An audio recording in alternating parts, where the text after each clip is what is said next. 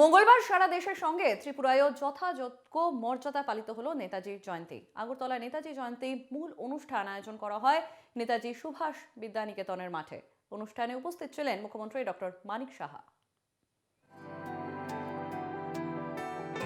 নেতাজি জয়ন্তী উপলক্ষে আয়োজিত অনুষ্ঠানে জাতীয় পতাকা উত্তোলন করেন ত্রিপুরার মুখ্যমন্ত্রী ডক্টর মানিক সাহা। অনুষ্ঠানে অতিথি ছিলেন আগরতলার মেয়র দীপক মজুমদার, পুর নিগমের সেন্ট্রাল জোনের চেয়ারপারসন রত্না দত্ত, সমাজসেবী রাজীব ভট্টাচার্য প্রমুখ। ছিলেন স্কুলের শিক্ষক শিক্ষিকা ও ছাত্রছাত্রীরাও। মুখ্যমন্ত্রী বলেন, ভারতের স্বাধীনতার ইতিহাসে অন্যতম বীর যোদ্ধা ছিলেন নেতাজি সুভাষচন্দ্র বসু, কিন্তু স্বাধীনোত্তর ভারতে নেতাজিকে তেমন গুরুত্ব দেওয়া হয়নি।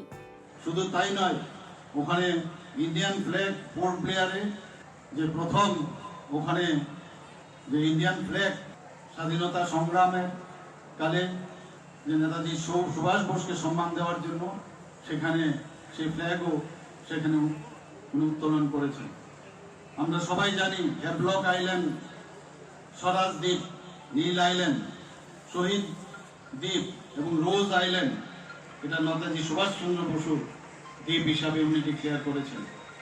আমরা এটাও জানি যে নেতাজি সুভাষ বসুর যে জন্মদিন মাননীয় প্রধানমন্ত্রী যে ডিক্লেয়ার করেছেন, পরাক্রম দিবস হিসাবে উনি ডিক্লেয়ার করেছেন। অনুষ্ঠানের শেষে স্কুলের ছাত্রছাত্রীরা বর্ণাঢ্য শোভাযাত্রার আয়োজন করে। দেশের স্বাধীনতার ইতিহাস, বৈচিত্র্যের মধ্যে ঐক্য, সাম্প্রদায়িক সম্প্রীতি ইত্যাদি নানা বিষয় নিয়ে ট্যাবলো বের করা হয়। শোভাযাত্রা ও ট্যাবলো দেখার জন্য রাজধানীর রাস্তায় অসংখ্য মানুষ ভিড় জমান। আগরতলা থেকে সুদীপ নাথের রিপোর্ট, NK টিভি বাংলা।